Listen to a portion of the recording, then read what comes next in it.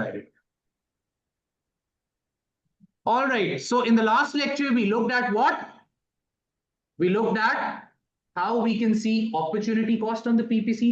When there is reallocation of resources, there is a movement along the curve. Remember, reallocation will always result in a movement along the curve. Then we were able to identify the opportunity cost when resources are reallocated. Then when resources are not reallocated, the point on the PPC is stagnant, then we were also able to identify the opportunity cost. And then we looked into ratios in the last video. So now we are moving on to what?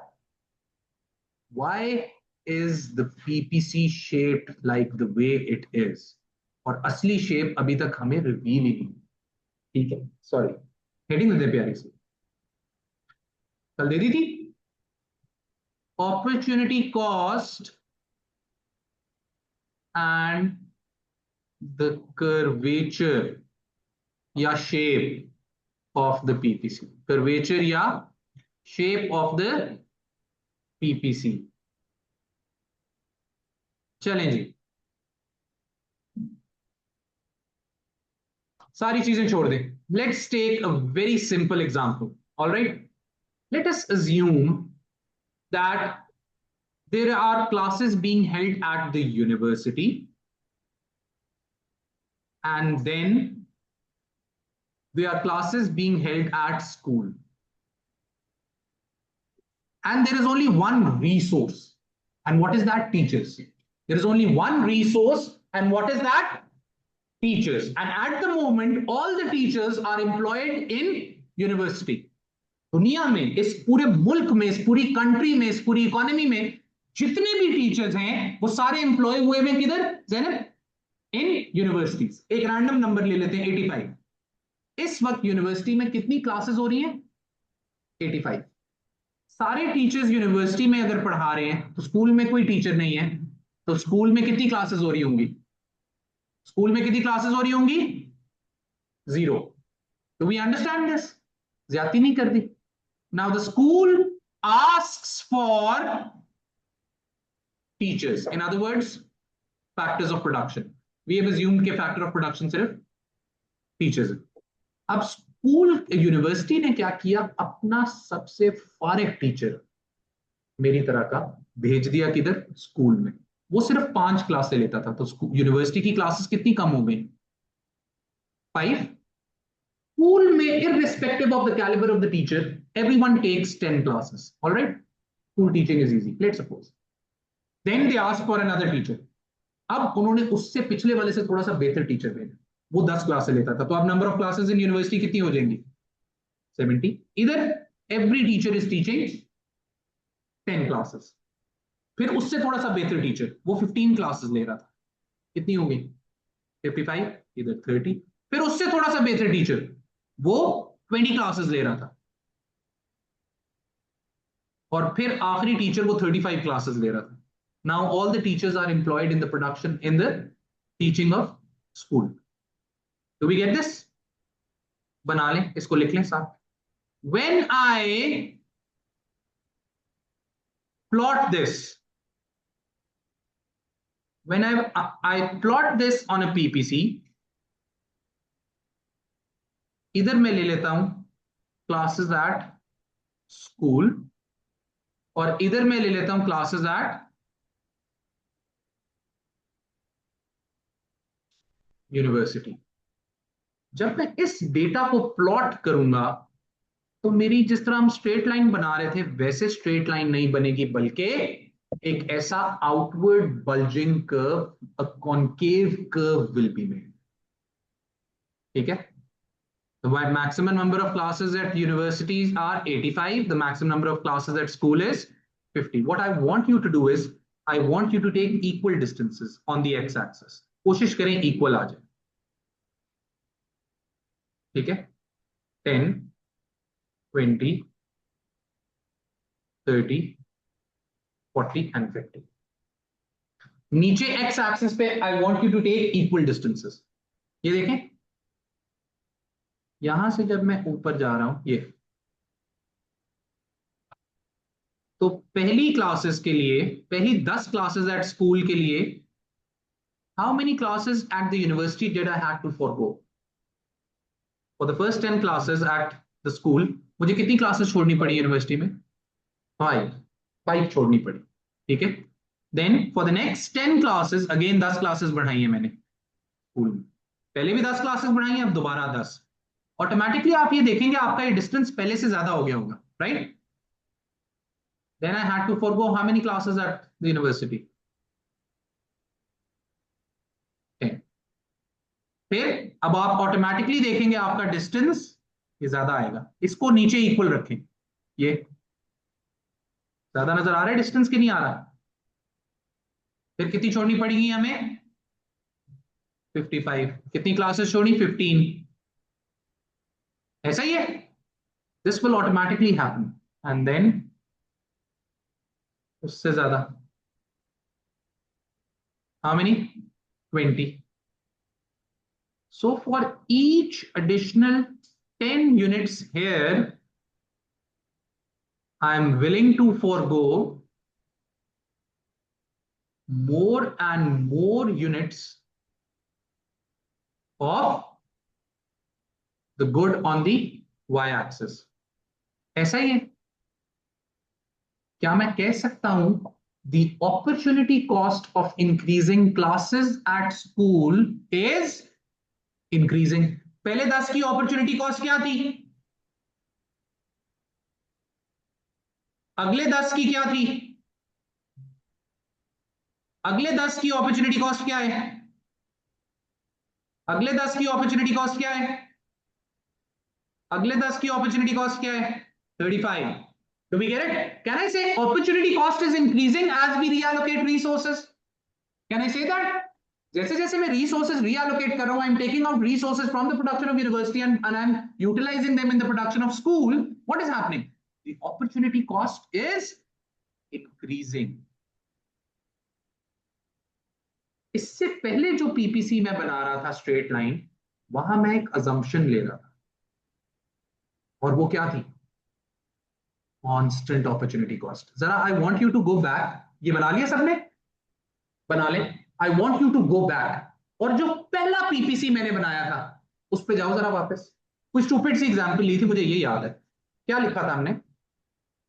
Bread और T. ये जानबूझ के बताए बगैर मैंने ऐसा data लिया था कि कौन सी अपॉर्चुनिटी कॉस्ट आएंगी? कांस्टेंट. फर्क समझे कांस्टेंट में क्या लिया था, बताएं जरा? 20,000 एंड 0. फिर इसको कम किया था, ऐसा ही है ना? 2000, फिर 4000, then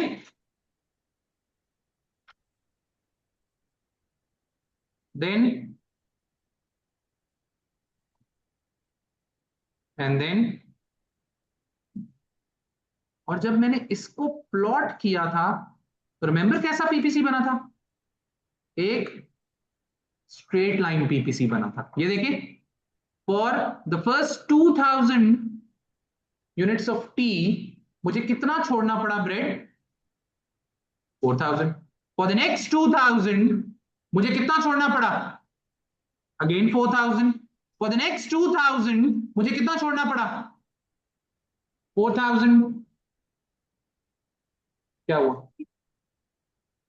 हाँ, this is you late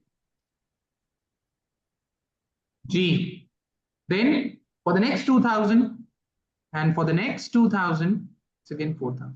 Can I say हर अगले सिमिलर टी की जो क्वांटिटी बढ़ा रहा हूं तो इधर अपॉर्चुनिटी कॉस्ट उसकी कांस्टेंट है. अगर आप इधर इक्वल डिस्टेंसेस ले लें तो आप नोटिस करेंगे कि इधर भी एग्जैक्टली इक्वल डिस्टेंस से अपॉर्चुनिटी कॉस्ट आएगी.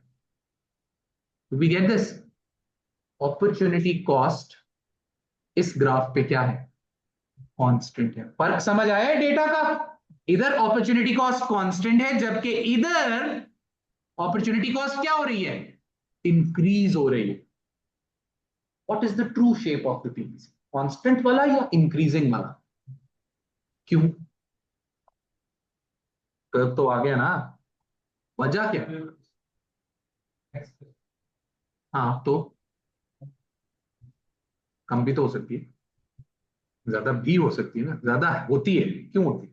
ये बताओ why always it increases in reality.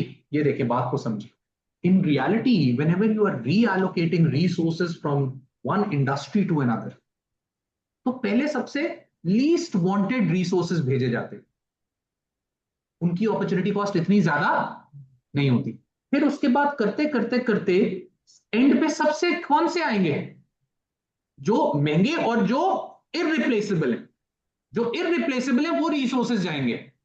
ठीक है ना, आप एक एक टेक्सटाइल मिल बंद करके रिसोर्सेज को रिएलोकेट कर रहे हैं, टेक्सटाइल इंडस्ट्री नीचे जा रही है, आप उसको लेके जा रहे हैं गाड़ियों की मैन्युफैक्चरिंग, आहिस्ता आहिस्ता रिएलोकेट कर रहे हैं। तो पहले तो जमीन और वो सारी चीजें जो स्किल वाले बंदे, अब जो सॉफ्टवेयर चलाता है वो तो वही वहीं पे चला जाएगा आराम से, उसकी इतनी अपॉर्चुनिटी कॉस्ट नहीं है। एक और एग्जांपल लेते, फर्ज करें मुझे ये कहते हैं फौजी फाउंडेशन में डॉक्टर बनना है, हमें डॉक्टर चाहिए। जितने ए लेवल के टीचर्स हैं उन्होंने अब क्या बनना है, डॉक्टर बनना है। सबसे पहले कौन जाएगा, क्या बात कर दी है, जो बायो के टीचर है। कुछ बायो के टीचर तो इट सेल्फ डॉक्टर है देमसेल्फ, उनकी अपॉर्चुनिटी कॉस्ट क्या है, कोई अपॉर्चुनिटी कॉस्ट नहीं, यहां से गाड़ी में बैठेंगे पहुंच जाएंगे। फिर बारी आएगी किसकी, फिजिक्स केमिस्ट्री वालों, उन्होंने एटलीस्ट एफएससी में तो पढ़ा हुआ है ना, वो क्या करेंगे, वो जाएंगे एमबीबीएस करेंगे 5 साल का, उनकी अपॉर्चुनिटी कॉस्ट पहले वालों से ज्यादा है, और फिर जाके डॉक्टर बन जाएंगे। एंड पे आखिर में किसकी बारी आएगी, मेरी और सर सिकंदर की। सिकंदर ने पता नहीं कौन से सब्जेक्ट्स रखे हुए थे ए लेवल्स में, मेरे ओ और ए लेवल्स में क्या सब्जेक्ट्स थे, ये मैंने आज तक जिंदगी में कभी फिजिक्स केमिस्ट्री नहीं पढ़ी। आई बात समझ में। ठीक है, तो मुझे क्या करना पड़ेगा, मुझे ऑल द वे जाना पड़ेगा, पहले किधर, ओ लेवल्स में बायो रखनी पड़ेगी, फिर ए लेवल्स में बायो रखनी पड़ेगी, फिर एमबीबीएस करना पड़ेगा, फिर हाउस जॉब करनी पड़ेगी, फिर मैं जाऊंगा। तो सबसे ज्यादा अपॉर्चुनिटी कॉस्ट किसकी है, मेरी। जब भी रिसोर्सेज एक जगह से दूसरी जगह एलोकेट होते हैं, रीएलोकेट होते हैं, आहिस्ता आहिस्ता अपॉर्चुनिटी कॉस्ट बढ़ जाती है। पहले लीस्ट रिक्वायर्ड रिसोर्सेज भेजे जाते हैं जिनकी अपॉर्चुनिटी कॉस्ट कम होती है, फिर अल्टीमेटली मोस्ट इंपॉर्टेंट वंस उनकी बारी आ जाती है which are difficult to replace. एक और एग्जांपल ले लेते हैं, 90s में ये सीन ऑन हो गया किसका, पाकिस्तान में क्या हो रहा है, एक इंडस्ट्री में रीएलोकेशन हुई है फ्रॉम, नहीं नहीं, और बताएं, एक इंडस्ट्री नीचे गई है, ओवरऑल एक पूरा सेक्टर, और एक इंडस्ट्री के अंदर वो सारी चीज। पाकिस्तान में कोई इंडस्ट्री नहीं बनी, एक काम हुआ है 90s से, आपने अपने एग्रीकल्चरल लैंड को कन्वर्ट करते रहे हैं किसमें, क्या बात कर दी है, कोई सेकेंडरी मैन्युफैक्चरिंग इधर कौन सी फैक्ट्री खुली है, एक चीज बनाई है हमने 30 साल में पिछले, हाउसिंग सोसाइटीज। हमने बैरिया और अब ये यूट्यूब पे भी जाने और बनाए हैं डिफरेंट हाउसिंग सोसाइटीज। ठीक हो गया, आई बात समझ में।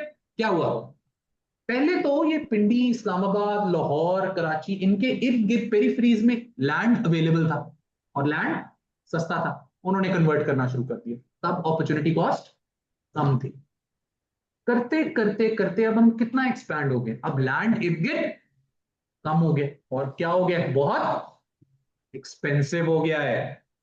सियालकोट में, गुजरांवाला में, लाहौर के पेरीफेरीज में अब जो कन्वर्ट हो रहा है एग्रीकल्चरल लैंड, वो हमारा राइस एक्सपोर्टिंग फील्ड्स हैं, वो राइस की एक्सपोर्टिंग फील्ड्स को कन्वर्ट कर रहे हैं हाउसिंग सोसाइटीज में। उसकी अपॉर्चुनिटी कॉस्ट बहुत, मुल्क में अगर देखा जाए बहुत ज्यादा है। वो मैंगो ऑर्चर्ड्स खत्म करके एक हाउसिंग सोसाइटी बना दी है मुल्तान में, तो अब अपॉर्चुनिटी कॉस्ट बहुत ज्यादा है। तो in reality whenever resources are reallocated, opportunity cost शुरू में कम होती है और बाद में बढ़ती है। तो असली शेप पीपीसी की हमेशा ये है। थोड़ी सी अंग्रेजी हो जाए, पहले बना लें छोटे छोटे, I want you to make these 3 graphs. ठीक है, एक ये बना लें, एक ये बना लें,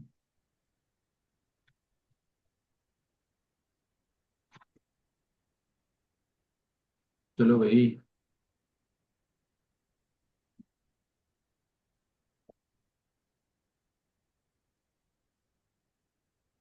इसने नहीं बनना,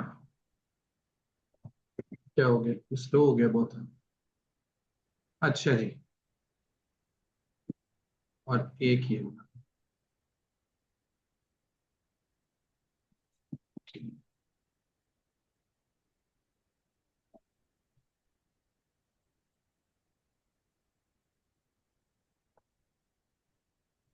एक स्ट्रेट लाइन और एक inward birch.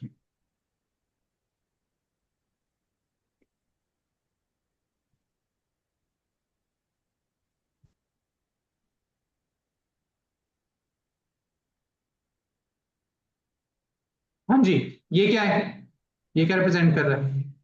This is increasing opportunity cost. What is this? Constant opportunity cost.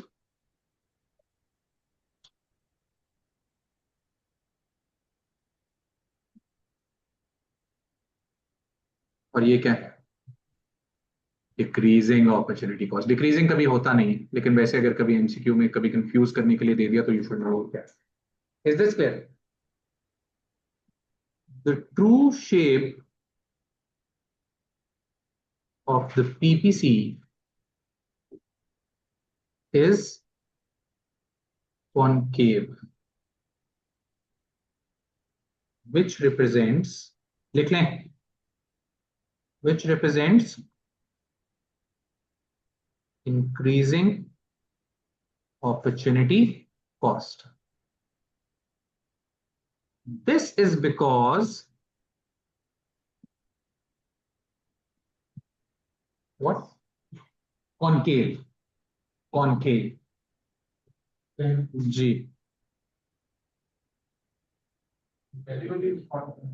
हाँ ये concave, increasing opportunity cost. ठीक है, this is because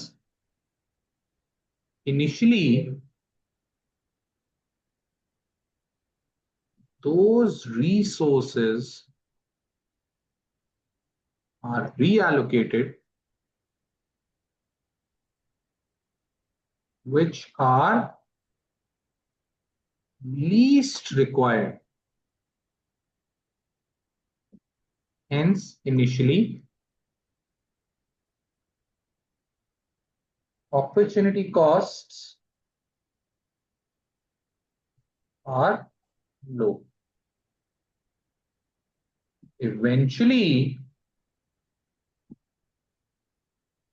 more important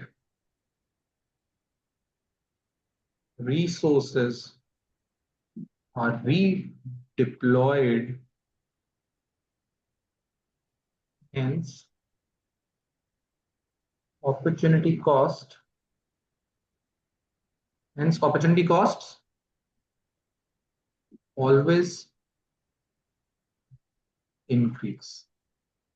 Do we get this? सुभान, बात समझ आइए? तो शुरू में सबसे रिसोर्सेज वो भेजे जाते हैं विच आर लीस्ट रिक्वायर्ड। तो शुरू में अपॉर्चुनिटी कॉस्ट क्या होती है? कम होती है रिलेटिवली।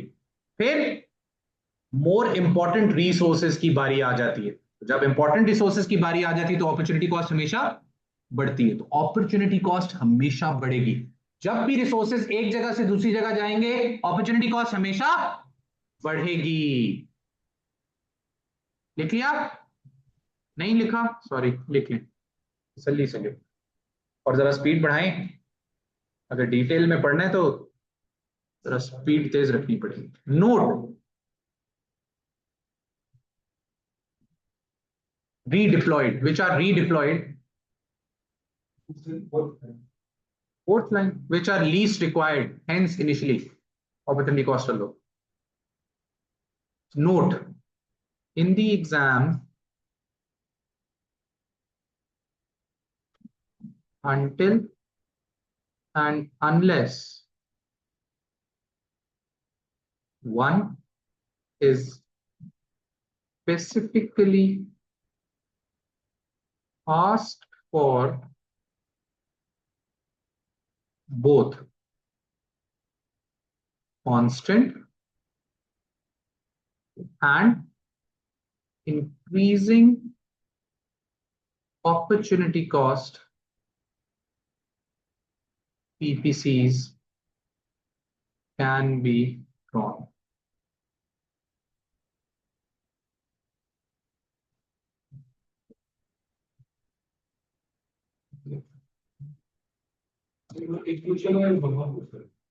अब बात समझे। अगर तो वो कुछ नहीं पूछेगा, वो कहेगा पीपीसी पे इकोनॉमिक ग्रोथ दिखा दो, पीपीसी पे अनएम्प्लॉयमेंट दिखा दो, बात ही नहीं करेगा। तो फिर क्या करेंगे? जो दिल करता है दोनों बना दो, कोई भी बना दे, दोनों एक्सेप्टेबल। अगर वो स्पेसिफिकली कह देता है कि कांस्टेंट अपॉर्चुनिटी कॉस्ट वाला बनाओ, फिर क्या होगा? तो कांस्टेंट वाला ही बना। अगर उसमें इंक्रीजिंग बना दिया अंडा, समझ लो, अगर वो इंक्रीजिंग का जिक्र कर रहा है तो फिर उसमें इंक्रीजिंग ही बनाना है, उसमें कांस्टेंट बना दिया अंडा। अगर कुछ नहीं कह रहा फिर जो दिल करता है बना दे। एज इन नहीं नहीं, सिर्फ एक ही होती, एक साइड, क्योंकि जब भी हम रीएलोकेट करते हैं एक जगह से दूसरी जगह जा। जी, इज दिस अंडरस्टूड? यस। दोनों दोनों कोई भी नहीं, दोनों बना सकते, इंक्रीजिंग और कांस्टेंट। डिक्रीजिंग हाँ दोनों बन सकते। नहीं नहीं, एक बनाना है, कोई एक बनाया जा सकता है उन दोनों में से। जी, डिक्रीजिंग होती नहीं, क्योंकि रियलिटी में तो एग्जिस्ट नहीं करती। कांस्टेंट तो हम वैसे करते हैं ना, डिक्रीजिंग तो मैंने वैसे ही दिखा दी है। डिक्रीजिंग हाँ रियलिटी में एग्जिस्ट नहीं करती, लेकिन वो सिंप्लिसिटी के लिए हम अज्यूम कर लेते हैं कि अपॉर्चुनिटी कॉस्ट कांस्टेंट है। डिक्रीज कभी नहीं करती अपॉर्चुनिटी, वो हम सिंप्लिसिटी के लिए अज्यूम करते हैं कि अपॉर्चुनिटी कॉस्ट कांस्टेंट। ठीक है, आपका कभी भी ये नहीं बनाना, इस पे कांटा लगा दें एक छोटा सा। Do we understand this? ये सारी साइंसें थी किसकी? अपॉर्चुनिटी कॉस्ट की इन पीपीसी। आई बात समझ में? Is this clear? चलें जी, थोड़ा सा इसको और पक्का कर लेते हैं और फिर चलते हैं इधर आगे, फिर इकोनॉमिक ग्रोथ। वैसे तो we are now able to attempt an 8 marker as well, लेकिन ओनली वन 8 मार्कर। पूरा पीपीसी खत्म करके जाएं ऐसे क्वेश्चंस पे, या अभी चले जाए? खत्म करके चले, फिर खत्म करके चलें जी। एक सेकंड के लिए इसको जरा रीइंफोर्स कर ले, इस कॉन्सेप्ट को। हाँ जी, तो ये मैं आ जाता हूँ। Want to give it a try? हरिया।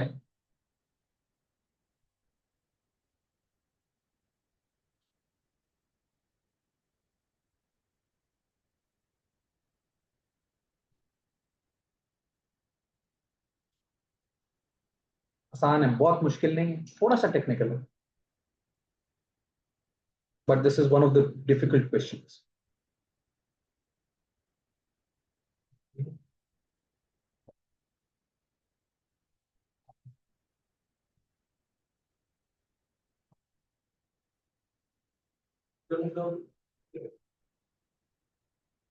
Give up? Give up? नहीं, तो क्या का क्या फायदा? चलें जी। An economy can only produce two goods at one time. These are good X. एक है गुड एक्स और दूसरा एबीसीडी में से कोई गुड है। ठीक है, फुली एम्प्लॉयड रिसोर्सेज के कॉम्बिनेशन दिखा रहा है। Which good must be produce to with good X, इनमें से गुड एक्स के साथ कोई एक गुड बनेगा, to show the production possibility curve with increasing cost. आएंगे इधर, जब हमने 100 यूनिट्स ऑफ एक्स गेन किया तो ऑप्शन ए को देखते हैं। ए में हमने कितना लूज लूज किया? ये तो गेन किया। ये तो भाई पीपीसी ही नहीं है। पीपीसी में तो we gain one and we lose the other. इधर हम गेन कर रहे हैं अगला 100, फिर 20 गेन कर रहे हैं। भाईजान ये तो पीपीसी नहीं है। इसको अगर मैं प्लॉट करूं ना, तो ये तो कोई ऐसा सीन बन रहा है, इधर 100 बढ़ाया, इधर 20 बढ़ा, फिर 100 बढ़ाया, फिर 20 बढ़ा, फिर 100 बढ़ाया इधर। ये पीपीसी ही नहीं है, जो कुछ कुछ भी नहीं है फिलहाल। चलिए जी, ये हो गया फारिग। Let's talk about B now. 100 good X gain किया, ठीक है। अब हम बी पे आ गए। 100 गुड एक्स गेन किया तो यहां कितना लूज किया? 40। 100 एक और गुड एक्स गेन किया, कितना लूज किया? 30। अगला 100 गेन किया, कितना लूज किया? ये क्या है? नहीं, 40 30 20, क्या है ये डिक्रीजिंग अपॉर्चुनिटी कॉस्ट है। ये अंदर की तरफ बल्जिंग इनवर्ड्स। समझ आई बात की? ये भी नहीं है, we are looking for increasing. अगला 100 गेन किया, 30। 100 गेन किया, क्या लूज किया? 30। 100 गेन किया, क्या लूज किया? 100 गेन किया, अगला क्या लूज किया? ये क्या है? ये कांस्टेंट अपॉर्चुनिटी कॉस्ट है। ये भी नहीं, we are looking for increasing. 100 gain किया, क्या लूज किया? एक और 100 गेन किया, क्या लूज किया? एक और गेन किया, क्या लूज किया? अगला 100 गेन किया, क्या लूज किया? ये क्या है? This is increasing opportunity cost. Do we understand this? बात समझ आई? कर लेंगे handle? Online people, are you with me? Yes. Good, perfect. अच्छा जी, अब थोड़ा सा एक ये भी एक ट्रिकी है, people find this one tricky as well.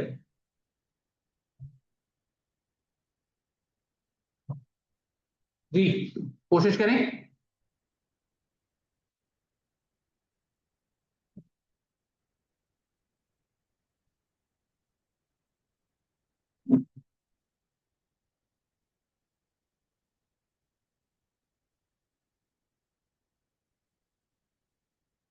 Hasan Hussain, कोशिश करें, पेंशन चलाएं। हाँ जी।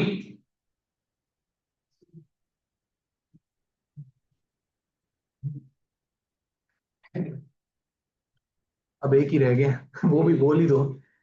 अच्छा, ज्यादातर लोग इसको बी समझते हैं।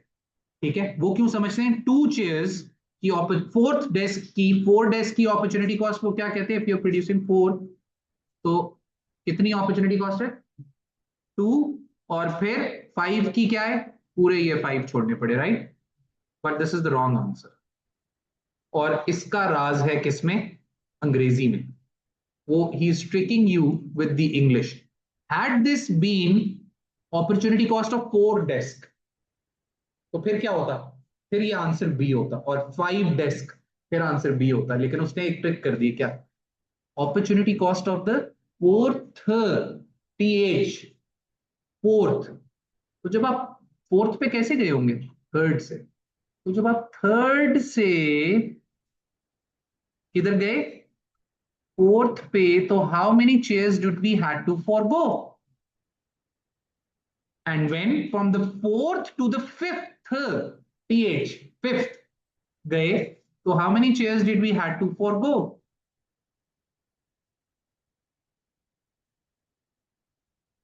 समझ आई? ये उसने अंग्रेजी की आपको गेम खेल गया आपके साथ। अगर ये 4 डेस्क होता और 5 डेस्क होता, तो फिर आंसर बी होता। लेकिन फोर्थ, टीएच, तो फोर्थ पे कहां से जाएंगे? थर्ड से। Do we understand this? Is this clear? Is this understood? चलेंगे। हाँ जी, पहले ऐसे क्वेश्चन हो जाए या आगे चलें? पीपीसी खत्म करके एक दफा ऐसे क्वेश्चंस पे जाएं। आगे चलें? चलेंगे, फिर गियर लगा दें अगला। रिमेंबर आई टोल्ड यू कि क्या होगा? There will be what? There are 4, 5 main concepts that we can understand through PPC. One was opportunity cost. Opportunity cost के within there were 4 types, 4 साइंसें थी आप कह लें, अगर ब्रेक डाउन कर लें, जिसपे वो एमसीक्यूज पूछता है और ऐसे क्वेश्चंस पूछता है। ठीक है, पहला रिएलोकेशन पे, दूसरा स्टैग्नेंट है तो क्या होगा, तीसरा रेशोज वाला एमसीक्यू, और चौथा shape of the PPC. Shape of the PPC और रीएलोकेशन वाले के ऊपर वो क्या करता है? ऐसे क्वेश्चंस भी पूछता है। चलें जी।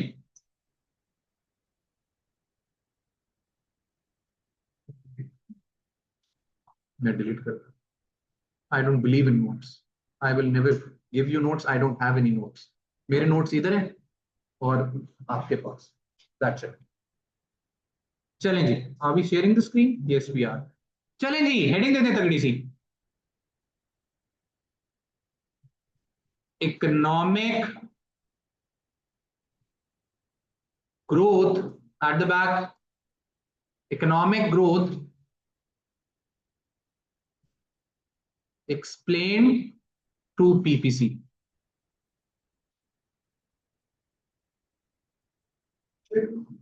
यस। अच्छा भाई, economic growth is a proper chapter in our macro. ठीक है, यूनिट 4। हम कहीं जनवरी में उसके पास पहुंच जाएंगे।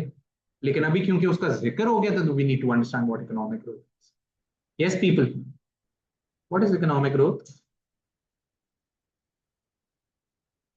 When we define economic growth, क्या बात है? This is when the GDP of an economy increases over a given period of time. All right, G. GDP कब से सुनते आ रहे हैं? बचपन से सुनते आ रहे हैं, क्लास 6-7 से, right? Gross domestic product, gross domestic product. What is gross domestic product? क्या बात कर दी है, क्या बात कर दी. Gross domestic product is what the value, underline the word value, the value of output produced in an economy over a given period of time. ये वैल्यू का लफ्ज बहुत जरूरी है. Value of output. It's not the quantity of the output, rather it's the value of the output. बात को समझें. GDP क्या है? हर फर्म ने जो भी आउटपुट प्रोड्यूस की, प्रोडक्शन को don't confuse it with goods only, ये भी प्रोडक्शन हो रही है. In this academy what are you doing? You are paying, you are buying a service. This is a service, and you are buying a service. So what will be the value of output of rubrics at the end of the year? Yeah, this month. This month का value of output rubrics का कितना है? We add all your fee. जो आपने payment की, you're paying and you're getting a service in return. You're buying a service. Do we get this? समझ आई? तो rubrics की क्या है? वैल्यू ऑफ आउटपुट क्या है? आप सबकी फी ऐड हो जाए. इसी तरह जितनी कैंडीलैंड ने टॉफी बेची एंड कंज्यूमर को, उसकी डिटेल में हम बाद में जाएंगे, वो ऐड कर लें. टोयोटा करोला ने जितनी की, and this is the value of output. हम ये नहीं कहेंगे, टोयोटा करोला से पूछेंगे आपकी आउटपुट क्या है, वो क्या कहेगा? 5 करोला. इंडस मोटर्स को अगर हम कहेंगे 600 करोला बिकी, 400 रीवो बिके, ये तो बोलेगा. वो क्या बोलेगा? वो आपको एक वैल्यू बताएगा. इतने अरब की टोटल सेल थी, टोटल आउटपुट प्रोड्यूस की. वो क्या कर रहा है? Price into quantity. Let's narrow it down and understand it properly. एक इकोनॉमी है, उसमें सिर्फ 3 क्या बिकी? छलियां. एक छली कितने की है? $30 फर्ज करना. ठीक है. Can you tell me the GDP of this economy? Nothing else, no other economic activity. $90. Do we understand the value of output? इस तरह हर फर्म की आउटपुट को ऐड करेंगे, कैंडीलैंड से लेके ये अटक पेट्रोलियम की, शेल की, रूब्रिक्स की, आप जो बार्बर बाल काट रहे हैं आपके, सबकी आउटपुट ऐड करेंगे. That is the total GDP of Pakistan. Do we understand this? समझ आई बात की? चलें जी. वैसे just a reference, this is out of your syllabus, you should always know. वो there are smart uncles who come to your house. ठीक है. अब्बू के जो दोस्त आएंगे वो आके पूछेंगे, अच्छा इकोनॉमिक्स पढ़ रहे हो, अमेरिका का जीडीपी क्या है? ठीक है. तो अब आपको आना चाहिए. This is out of the syllabus. ठीक है. We are going out of the way. क्या है भी? हाँ, मैक्रो नहीं, वैल्यूज तो नहीं ना हम कभी पढ़ते उस तरह. वैसे आपको इन लाइफ पता होना चाहिए. हाँ जी,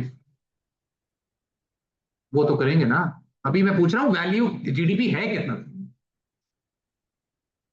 क्या बात कर दी. सबसे बेहतर वही होती. करेंगे करेंगे, सब पढ़ेंगे. हाँ जी, क्या सीन है? जीडीपी की वैल्यू बता दें. पाकिस्तान के लिए सबसे हाईएस्ट जीडीपी किसका है दुनिया में? यूएसए. 30 लेटेस्ट होगा.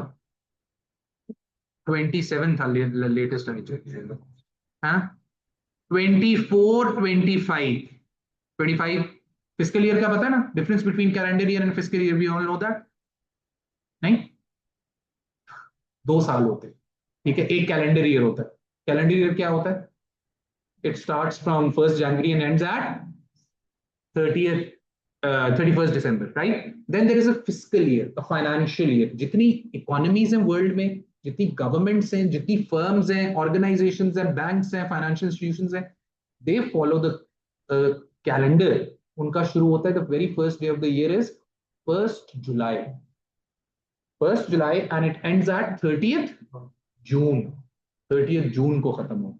That is called a fiscal year, financial year. सारी closing जो होती है financial institutions की, वो इसके हिसाब से चलती है. ठीक है, तो इस तरह it starts. अब ये 2024-25 है, इसका क्या मतलब है? It is starting from not January. It is starting from 1st July 2024 and it will end at, हाँ, तो अब अगला फाइनेंशियल ईयर के मिड आने लगा, दिसंबर मिड होता है उसका. हाँ, क्वार्टरली भी कर सकते हैं, लेकिन ईयरली बता रहे हैं. ठीक है, और 30th जून पे खत्म होना. समझ आई बात की जी? 27.7 trillion. This is an approximate. ये चेंज हो जाएगा और डिफरेंट सोर्सेस से डिफरेंट मिलेगा. Then we have China 17 trillion, 17.3 trillion. फिर और बहुत सारे हैं, जर्मनी, फ्रांस, यूके वगैरह, जापान. ठीक है, फिर आता है India. India is 3 point something, 3.3 trillion, 3.4 trillion. और फिर आता है पाकिस्तान, जिसका काफी दरमियान में और भी है. असल में सुपर पावर पाकिस्तान है. सबसे ज्यादा जीडीपी असल में हमारा है. यस, ये देखें ना, 385, नहीं इतना भी नहीं है, billion. You understand the difference? 400 billion, 500, 600, 700, 800, 900 billion, then 1 trillion. एक साल में पाकिस्तान ने 385 बिलियन वर्थ की चीजें बनाई. यस, इसके ऊपर हमारा 40% तकरीबन इनफॉर्मल इकोनॉमी है, शैडो इकोनॉमी है, जो कि कहीं लिखा ही नहीं गया. रेडी वाला आ गया. इसमें दो किस्म की होती है, ब्लैक होती है, एक शैडो एक होती है. ठीक है, शैडो ये है कि काम लीगल है लेकिन रिकॉर्ड में नहीं है. रेडी वाला बेचारा मेहनत रहा है लेकिन वो पड़े रहने दो नीचे, वो किसी खाते में नहीं आया. और दूसरा इलीगल, माशाल्लाह ड्रग्स भी काफी बेचते हैं. ठीक है, वो ब्लैक में. सबको टोटल करें तो असल में हमारा जीडीपी अराउंड 500 प्लस हो. ठीक है, 500 प्लस हो. वापस आ जाए. अच्छा जी, ये तो होगी फजूल बातें. फजूल नहीं मतलब as in you should know as a student of economics. चलें जी, आ जाए दोबारा, हेडिंग दे दें, इकोनॉमिक ग्रोथ.